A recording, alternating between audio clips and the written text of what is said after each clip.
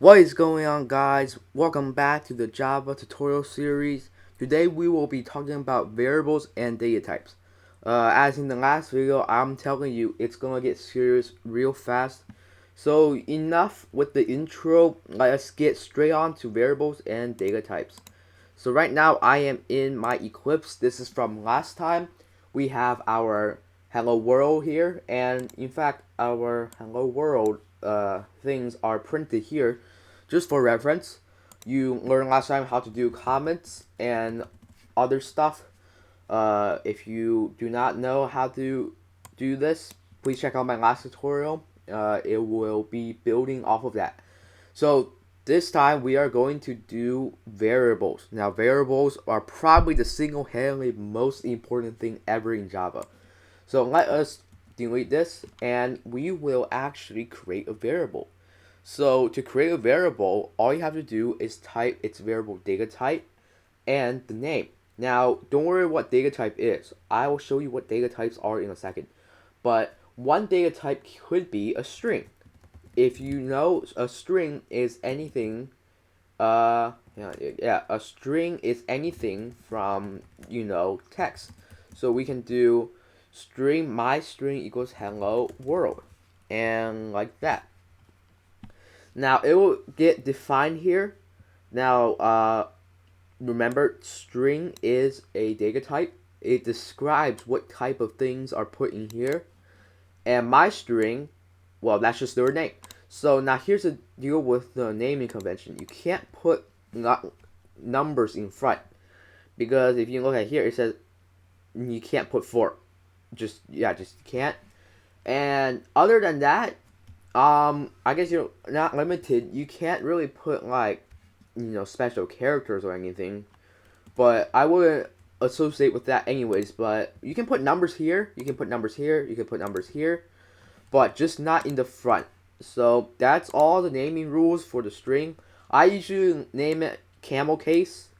Camel case is just where the first word is lowercase and second word. Some people do Pascal case, which is both words, so my string. Some people also prefer my string, but that's hard to read and it looks like some other word if you can't tell. For example, if you say my string buffer reader. Now, don't worry about buffer reader, but just imagine you're in a complicated project. Like that's hard to read, so you wanna do a capital and capital and capital, and there we go. Now you can see the clear words generated by this string. So that is that, but we are going to do my string, and my string will be hello world. Now, the variable could be used to other extents. For example, let's do system.out.println my string. So you don't have to write hello world anymore. You can just write my string. And if we run this, it will print hello world. So hello world here. There are other data types which we are going to talk about now. My string can be integer, but it wouldn't work if you have hello world here. So let's do int my int. Now hello world wouldn't work because obviously it's not an integer. So we wanna do an integer. Let's do 54. That's a perfectly fine integer. Now you might have noticed this integer is orange, but this string here is blue. What's going on with that? Now here's the deal. There are primitive data types and non-primitive data types. Now I'll show you what they mean. So primitive data types, I'll just list them out in a comment. So these are primitive. Oh god, am I spelling it wrong? Okay, I'll just do prim data type. Prim data types, they are integer, they are boolean, or I can just use the shorthand double, float, char. What else is there? So we have char, float, long, short, byte.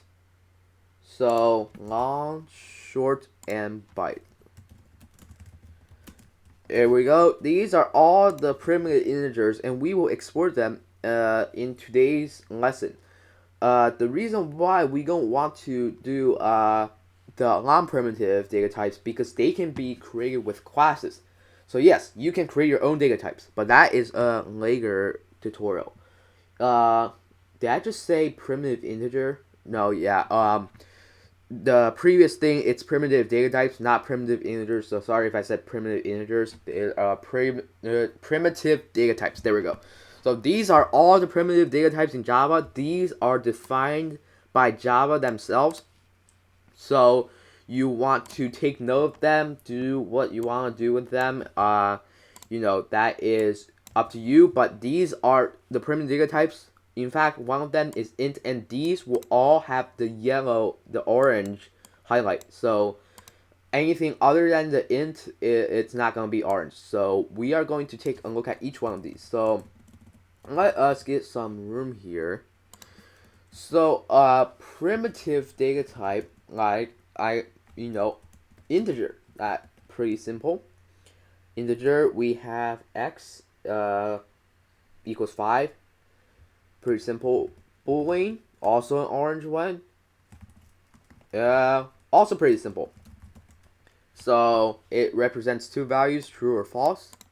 Double is your decimals. So decimal double, my double, you can do 6.3. So these are all integers. But here we have some limits. We have some limits with the integer. So integer limits. So you cannot store a number less than this or greater than this. Otherwise, Java will fail. There are numbers. Actually, there are data types for numbers greater than this. So that is the long. So long is a data type that stores long numbers. So we can do my long equals, and then we can do this without getting an error. Like so. Oh, maybe too long. Alright, let me check the long, okay, so yeah, we can't go too long, despite its name, but it stores on this, so we can actually probably go from here. Yeah, there we go. But integer, you can't get anywhere near that. But one thing I will say, a float is one thing that I guarantee you can store probably up to like infinity, because this will work. But here's the deal with this. The reason why it's saying it's out of range, because a float is a fractional digit, so you can't really do a very big number. It still complies with this rule.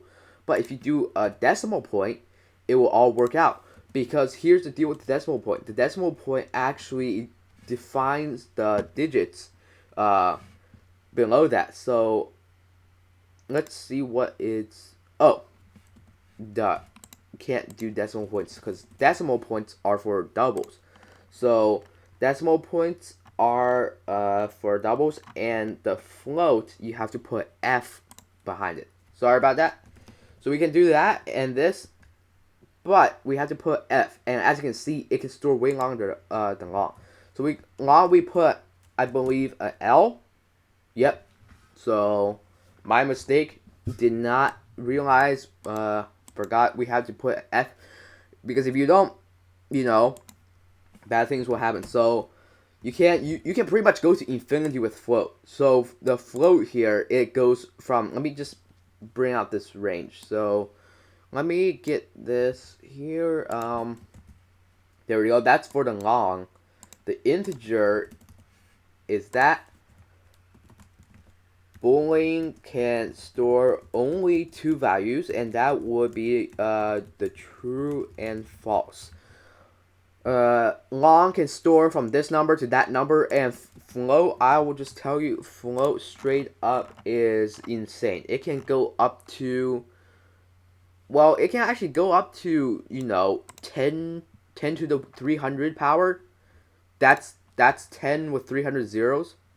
So it can go up to 10 to the 308, but let's just go 10 to the 300 because up there you can have some pretty weird behavior with that. So 10 to the 300.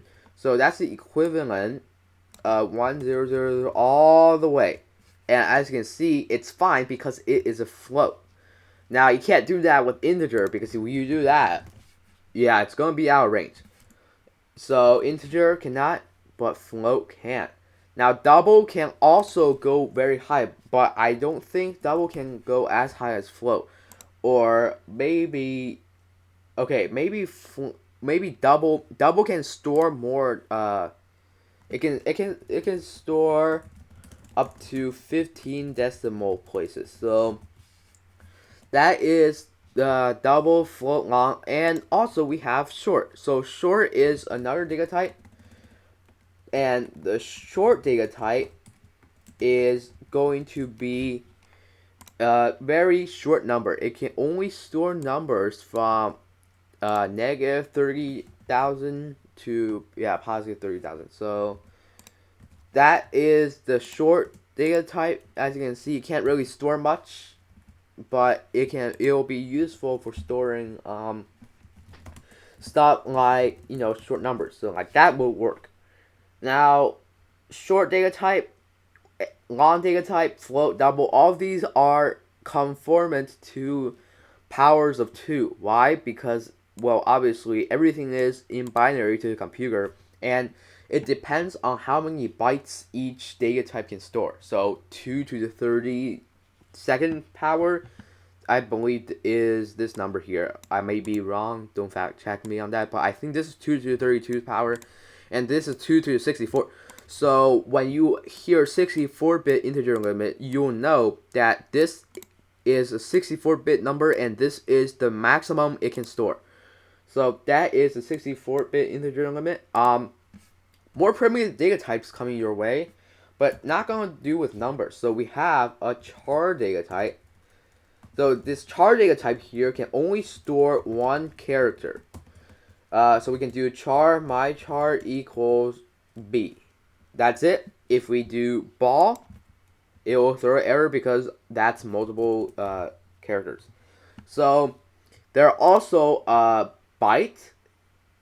A byte is even shorter from than short data type. It can only store can only store variables from negative 127 to, I believe, negative 128 to positive 127. So you can do byte, my byte equals, that will work. But if you do 844, it'll be out of range. So that is pretty much it for the data types. Again, there are many more data types, and in fact, the amount of data types there are might just be infinite because you have non-primitive data types that you can create yourself.